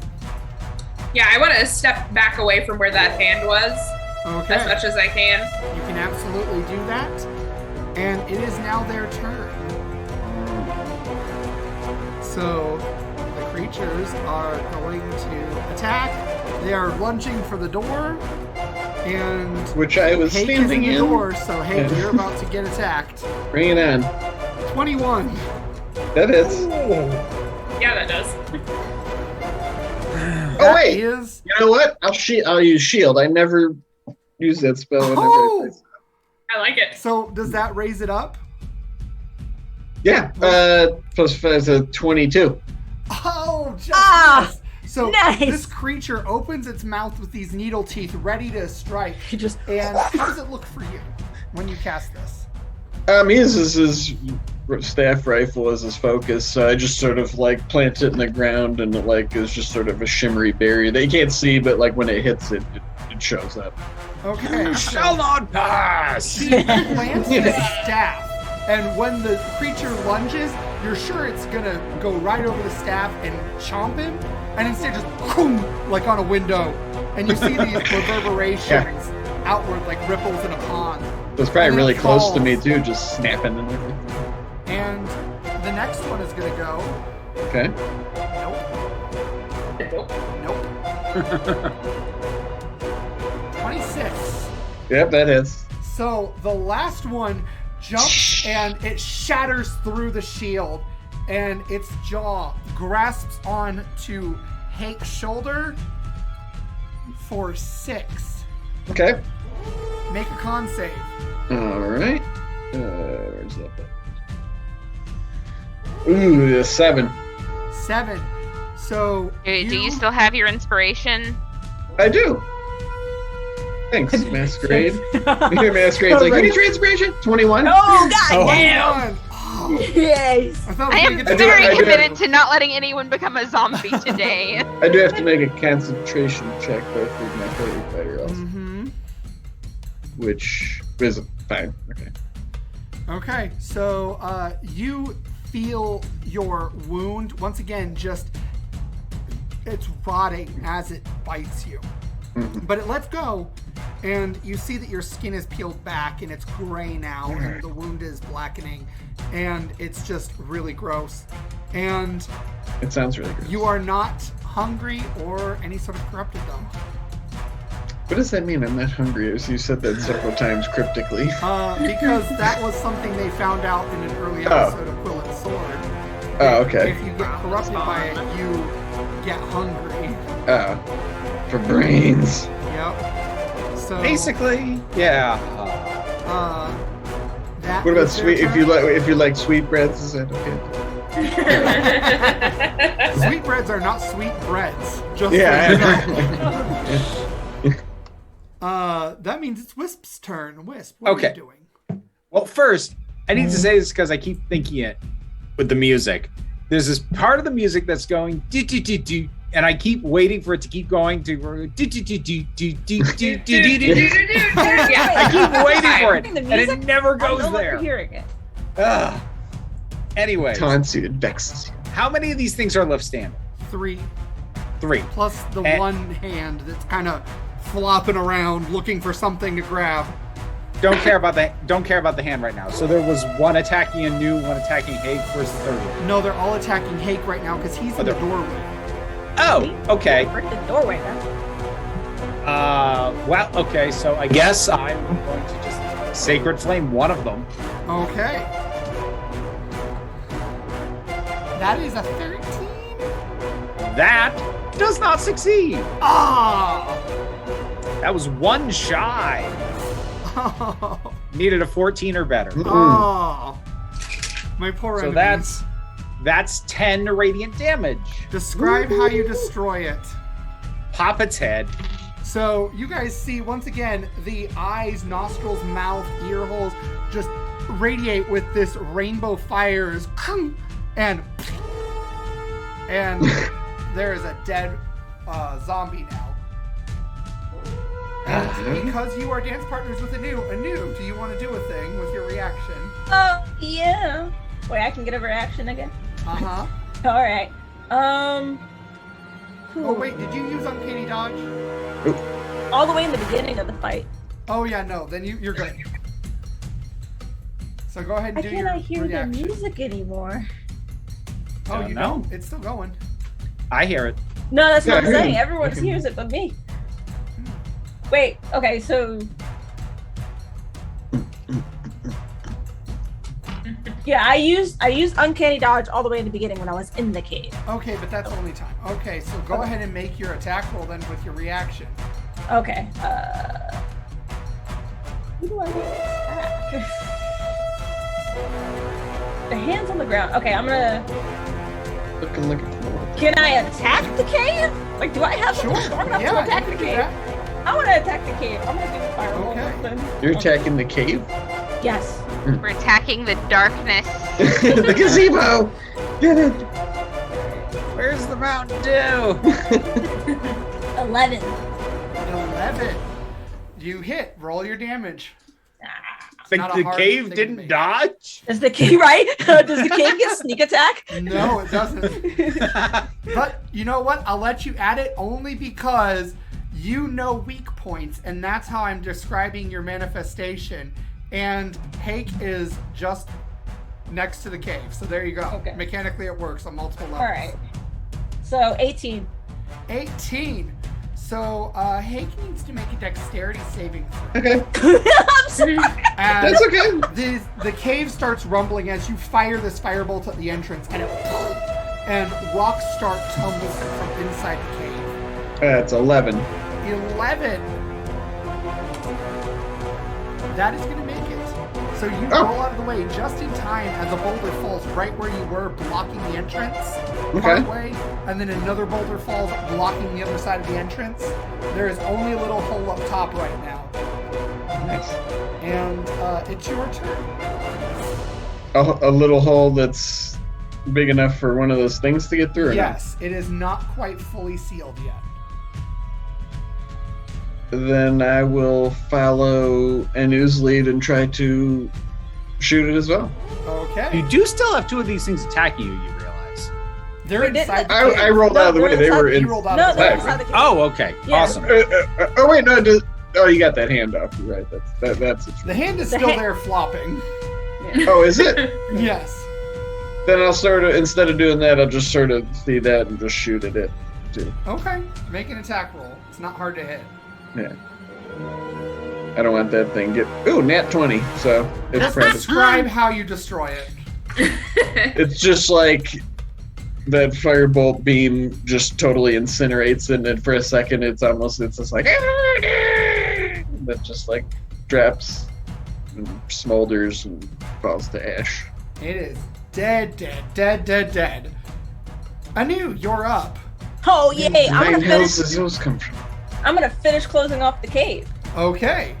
Roll that good attack roll. Does it matter? Like, do I do crossbow or firebolt? Doesn't matter. Just roll to see if you attack. Oh, Or right. if you hit. Don't get a really roll. Don't. Get I got a really nat 20. Describe how you seal the cave beyond them being able to get through this way now. I do another, I toss another firebolt in. But do I want to hit the hole or do I want to hit inside the hole?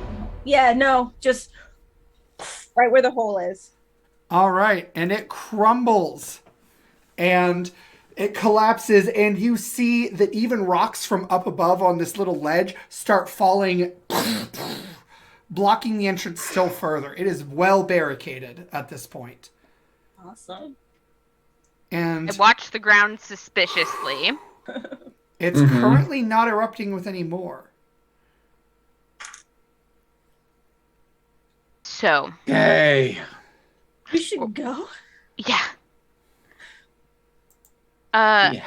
My first response is we Okay, should look, there's probably the- let Her Majesty know about this, but what's she gonna do about it even if she knows the castle's destroyed? That's This the. is bad. There aren't a lot of. We're not in a position where we can just report this to somebody and they come and deal with it.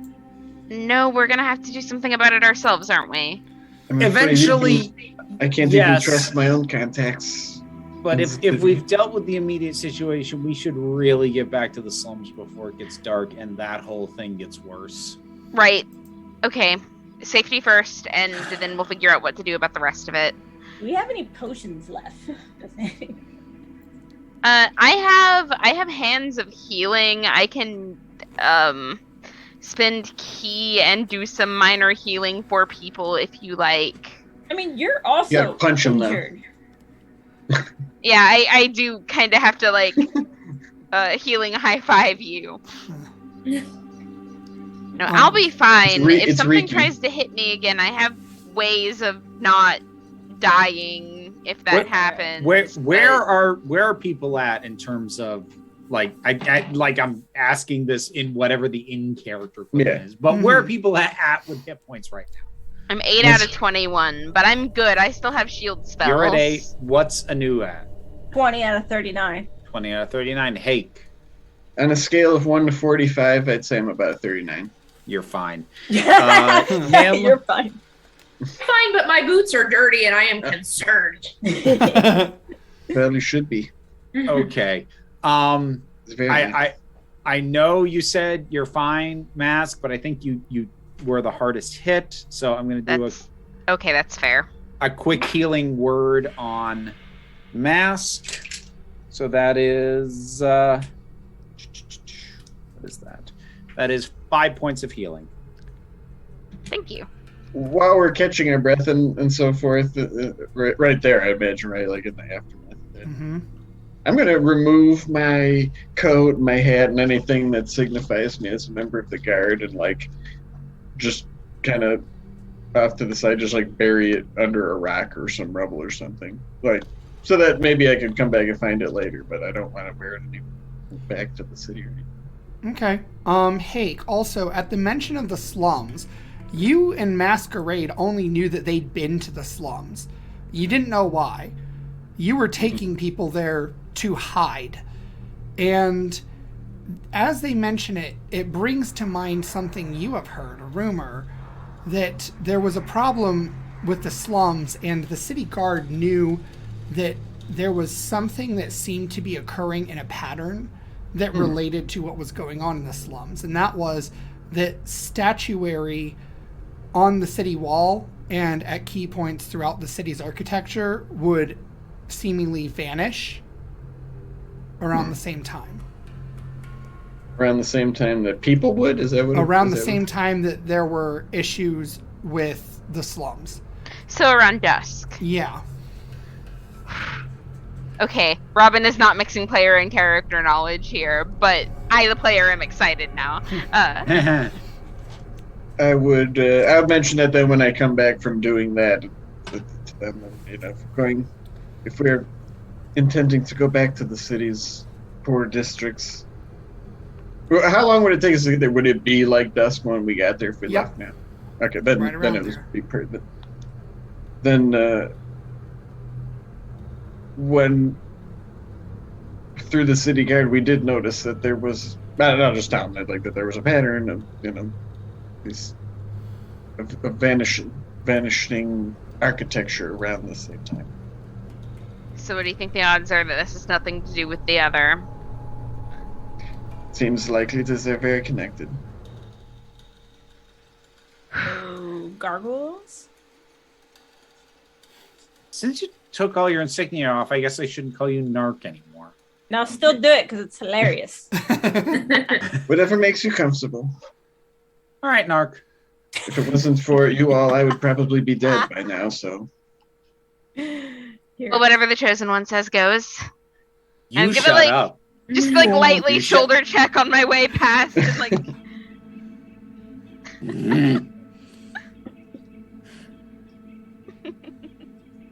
Alright, so Alright. So we I got guess back we go to the slums. All right. Slumming So are you guys taking the main road, or are you going to be going off the road? What's faster? If you're off the road, you're going to have to make a survival check, but it would be faster. If you go on the road, it will be slower, but you don't have to make a survival check to be able to not get lost. Do we all have to make a survival check, or does like just one representative? Okay, I don't have survival. I'm terrible at it. It should be somebody else. I'm a city slicker. I've got +2 on survival. I got +2 as well. I've got +3. Okay, so You're like the here's And Nim has been camping before, is what I'm hearing. Yes. Here's the question, Steven. How much time would we gain going off the main road? So if you go off the main road, you're going to gain about an hour difference, which means that you will get there before when dusk is just starting. If you take the main road, you will get there just after dusk. Okay, we should go the fast route. Mm-hmm. Nim, you seem like you know this area well. I've been here a time or two, but the last time there were no hands reaching out of the ground or any of this issue. And I wish I could do some words of encouragement. 12. 12. Okay, so as you guys are walking, I presume Anu actually said that in character, what you said earlier about gargoyles. Oh. So all of you would be able to make a history roll. It's not super difficult when Anu said that. 23. 23. Me Well, too. you know all of it. 18. 23. 6. What did you get, Doug? 23 also. 23. Okay, so both Hake and Wisp know that gargoyles are a thing in this world. It is believed by those who are more ignorant that they are forced to turn to stone at sunrise, but the truth of the matter is, instead, they turn to stone when they choose to rest, and they just tend to be nocturnal. So, whenever they go unconscious, basically, they turn to stone. They petrify. They are also immune to forced petrification. Which you would know by virtue of the fact that you rolled 23. You know that gargoyles don't have an inherent society as such, but they are from long before, when the Warlock Lords ruled everything, and they were made by them to be guardians, jailers, inquisitors, that kind of thing. And they just sort of permanently became architecture as a result of the curse that was placed on them back when the lords fell. Only within the past 100 years had they begun awakening, and not all of them are awakened yet. So it's auspicious that any activity from them would be noteworthy. Right. Yeah, some corrupt gargoyles. They are this world's version of tieflings. Yeah. No reason to judge them just yet. We don't know what their motivations are. Don't judge the beasts that are killing people in the slums. Got it. Yeah. I'm gonna Oh, judge wait, the. okay. That's me being a player. I didn't know that. That's exactly. I'm gonna judge the fuck out of Well, them. Hake wouldn't know that Okay, that's so what's we're- happening anyway. Okay. Hake So and Hake Masquerade would not know that people are being killed or taken or anything else from the slums. So this is So news hold on. to them. Okay. There are stone monsters killing people in the slums. Well, there's Would you- definitely people disappearing and not coming back, and it's been happening for a little while. So yeah, dead. That Are would we- be my guess. Are we very sure that it's not the guards doing that? Because I'm not. For how long it's been going on, and for how efficiently, if it was the guards, somebody would have seen that it was the guards by now. Yeah, but would they have said anything? To us, I think so. Yes, they were involved in the disappearances. That's partially what drove me away into my own investigations. We've been dealing with the guards doing this for several days now. We know confirmed that they definitely have been messing with people. Okay, but were the guards being sneaky about it, or were they just doing it? It was. I mean, while the explosions were going on, they were just doing it, but that doesn't mean that they could have done it in the open before all the chaos started. Okay, look, I get what you're saying, but what I'm saying is that we have zero witnesses on this at all. And all due Right. respect, Narcs, the guards are not skilled or smart enough to be doing it that long, and nobody friggin' saw it. I'm just still not entirely sure that this disappearing statuary thing is even real. That seems a bit far-fetched to me. Okay, I'm not saying you have to accept that. I'm just saying it makes no sense to me that this is the guards. All right, so let's not assume that it's the guards. Well, what we know is what we know, and what we know is that, like, weird shit's been happening, and we need to figure out what's going on. Wisp, Yeah. make a history check, or I'll let you do insight because you are so fashionable. My history's better. That would be a 27. 27. Ah, damn. I am allowing you this check because you asked about it previously with Lux. The zombies that you encountered in the cave, you would remember, had much less tattered clothing. And a lot of it seemed to be very similar in style. To what Lux was wearing? Or- to what the elder in the slums was wearing. Oh. Okay, so guys, I'm assuming we're all in motion. Yeah, you're walking as you're talking, I'm presuming. Yeah. So, okay, everybody, I'm decompressing from everything that's going on. The clothes that were on the things we just killed, or what was left of the clothes, it wasn't as worn down or as tattered as the thing that attacked Lux, and it was in keeping to what I saw folks in the slums wearing when we were there. Not looking to jump to a massive conclusion, but I think we might have figured out why people who disappeared never came back. Oh, got all zombified? Yeah. That's unfortunate. That means there's zombies attacking the village in the first place. Oh, that's more unfortunate. The only thing that I'm wondering now is, is there something in the cave that's creating them? Or is that just where they've been hiding out? I believe it might have to do with that corrupted mana dust. Yeah, but I mean, we saw the mana dust change just from like their blood hitting it. So I don't know if that corruption was whatever made them into what they are, or was just happening because they happened to be holed up there by whoever made them. I'm just trying to figure out if we just sealed off a lab or a storage locker. Are you familiar with the concept of ley lines? I don't know, Steven, am I? Make an Arcana check or history, your choice. This isn't meta, Steven. These are from notes you gave me. Oh, yeah, no, you're totally forgot. That's a nat 1.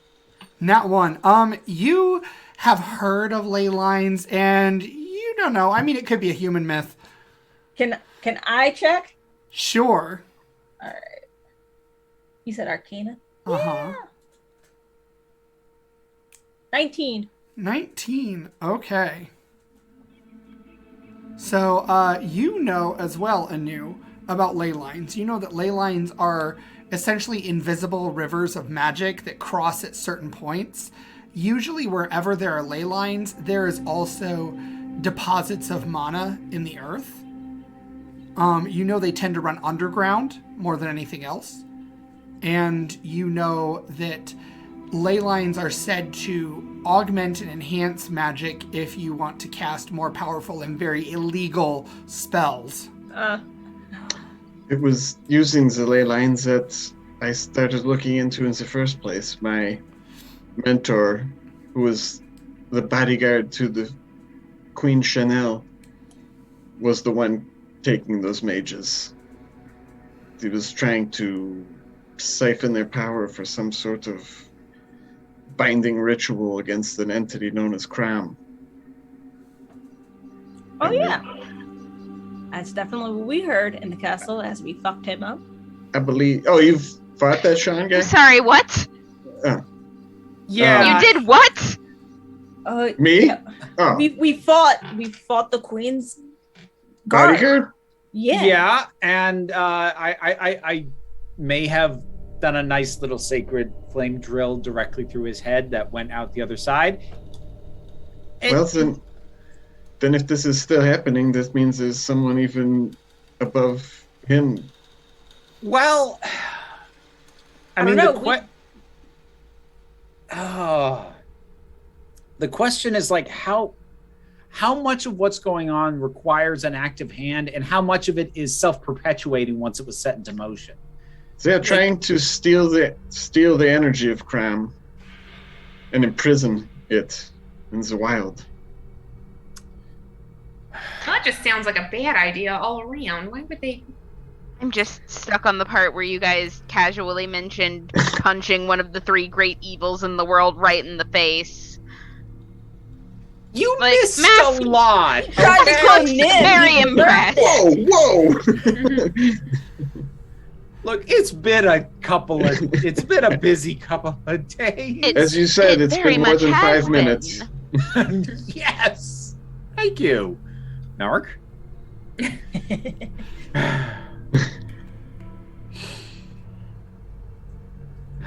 So this... Oh. At this point, we'll see when we get there, won't we? Whatever ball was started rolling by, all of this seems to have quite a bit of momentum left in it.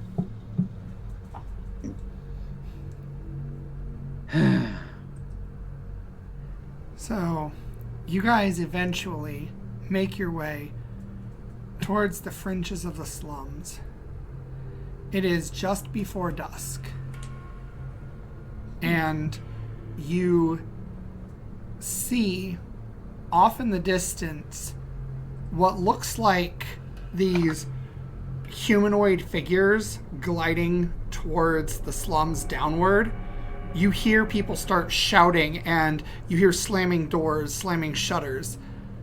people start frantically running to their houses. You now see the slums aren't only populated by elves. There's a mix of elves and humans here. They're predominantly dark elves, but there's plenty of humans here too. And they shut themselves in. You see the elder is running back and forth, shouting for people to enter their homes. And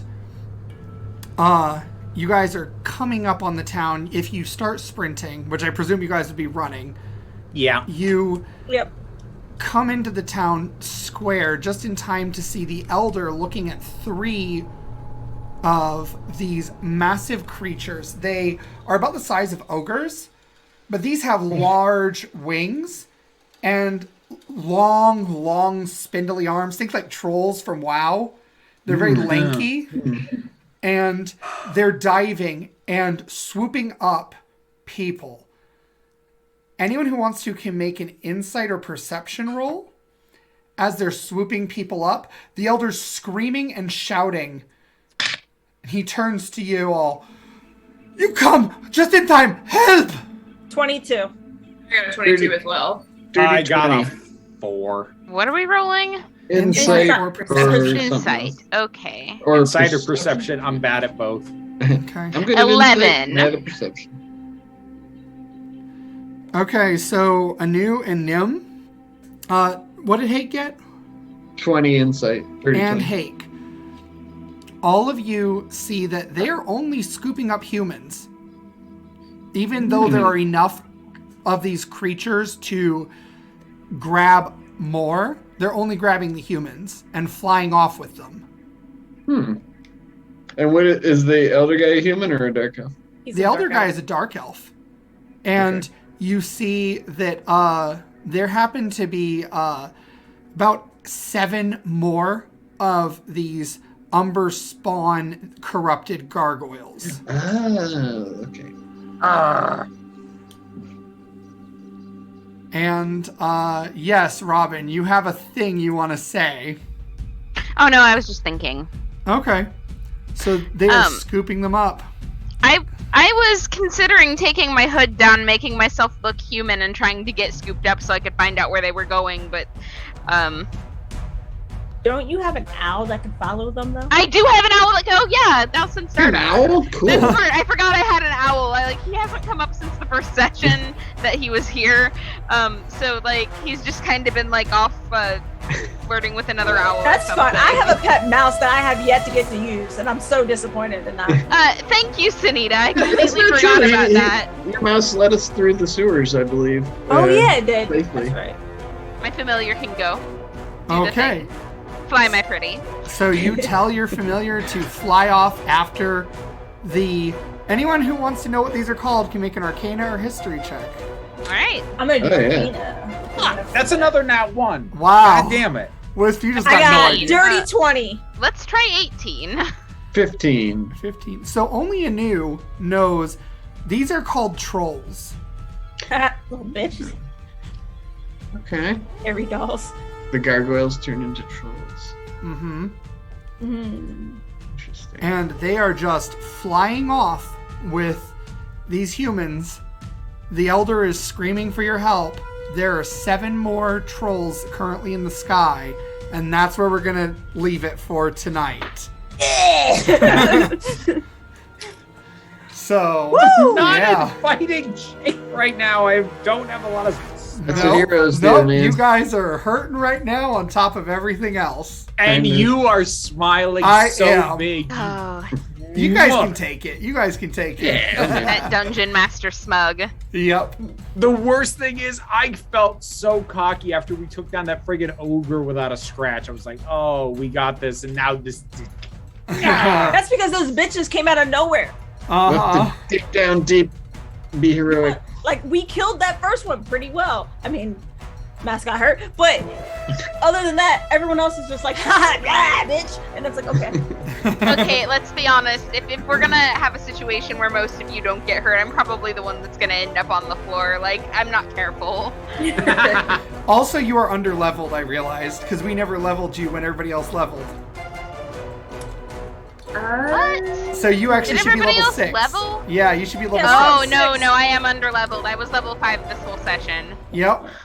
Oops. So we will take care of that after. Thank you guys for tuning in and watching. We love you. Make sure to check it out if you want to join the premiere on Monday. We premiere these on YouTube, on the YouTube channel Quill and Sword. So until next time, everybody, tell your story your way. Bye.